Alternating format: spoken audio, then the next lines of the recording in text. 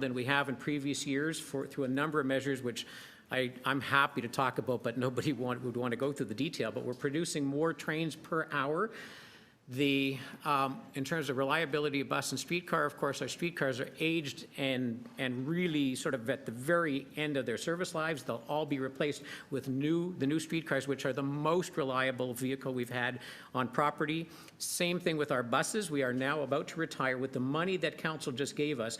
We have 2 orders of new buses arriving. They will replace the very oldest and least reliable vehicles we have in the fleet. And in terms of how we manage routes, there are some huge initiatives going on through our service delivery people in terms of revising, updating schedules to be reflective of current on-street operating conditions, and deploying how the operators are used to ensure that if there is a disruption in service, if there is a need to adjust service, we sort of work with the operator, but not with the vehicle that carries the customers. So you would see some important changes so far on routes that we have done this with to date. You're going to see a lot more routes going through a lot of improvements over the coming months. And in terms of what we hope to do in 2016, there'll be a big focus on continued expansion of reliability initiatives in particular.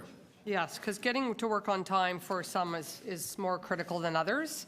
And, you know, when these things happen, these disruptions, conversations start, and you start learning people's stories, and it's unsettling the impacts of reliability issues.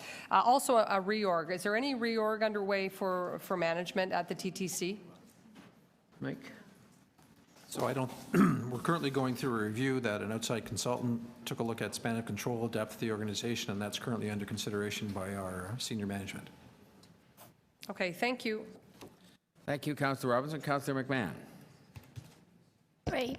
Thank you very much for your presentation. Very colorful. So just following up on Councillor Bilal's question, because I didn't fully get it.